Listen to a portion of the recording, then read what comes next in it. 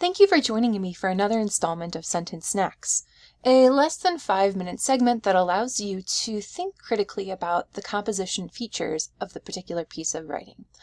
This week, we're thinking about the ways in which our author, Azarine van der Vliet Oloomi, examines, through organizing metaphors, reading the Odyssey far from home.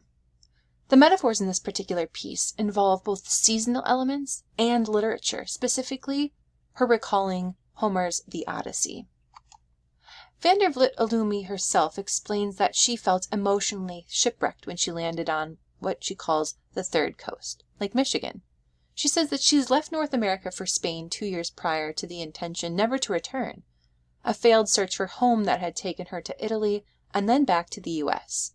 It was at this particular juncture in her life, during those first psychologically demanding years of living in the Midwest, surviving its winters and coming face to face with its brutal legacy of distaste for otherness, that she started reading the Odyssey. Throughout this piece, you'll see that the seasons and the occasion for this particular piece, the Odyssey, work together to form one reflection on what it means to be home. Van der Vliet Oloomi's sense of belonging echoes in the landscape and literature. In the very introduction to this particular piece, something we might think about in terms of our own writing. How do we begin our piece? She uses the occasion of the seasons to set the scene. After protracted fall during the length of which the leaves perpetually seem on the verge of turning, winter arrives in one swift blow. Overnight the trees shed their leaves and the low-hanging boughs are lined with snow. For a few days the air turns frigid. A ghastly wind blows through the streets, glazing the roads with a thin layer of ice. It's a rough and forbidding initiation, a grand entrance that clears the city of walkers, sends everyone indoors. The silence is palpable. The heavy load of snow that is rudely dumped on our homes mutes the noise of distant traffic and the whistle of the train as it cautiously chugs down the tracks that cut across the city. It's here in South Bend, Indiana, that I first read the Odyssey. Here the author claims the beginning, the introduction through the seasons, a very descriptive paragraph that allows us to sort of set the scene. Where is she and why? What perhaps readers aren't expecting is this turn towards reading of the Odyssey. What does the Odyssey have to do with South Bend, Indiana? And throughout this essay, we'll see the ways in which the writer makes conscious efforts to connect what she's reading to the sounds and seasons and sights of South Bend, Indiana.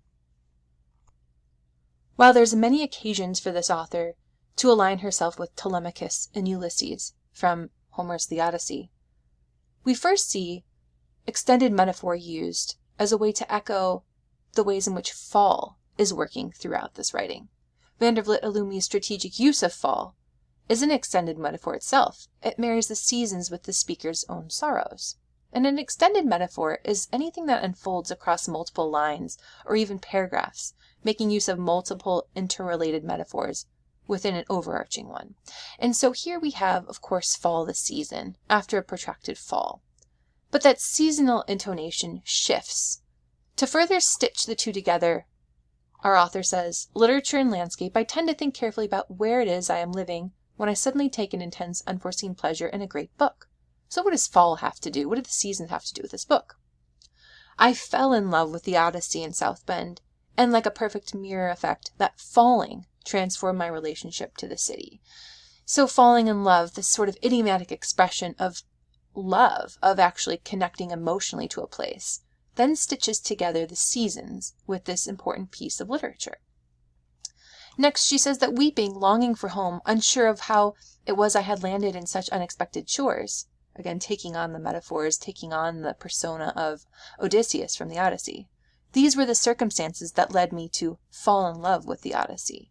And so here's the transition from season to speaker's sorrow and Homer's The Odyssey. Overlapping these landscape features with this literature piece alongside her own experiences allows readers to actively recall and retell her struggles, things that we see repeated in echoes throughout this particular piece. Here we begin with a sort of seasonal introduction, followed by an examination of what exactly the Odyssey has to do with her experiences in South Bend, Indiana. As it turns out, she says, Ulysses' Nostos, his difficult, mesmerizing journey home by sea, brought into sharp relief my own strange journey across Europe North America, and the Middle East. Again, more connections between the literature, between the seasons. And finally, as we get sort of to the heart of this writing, a connection to both seasons and literature.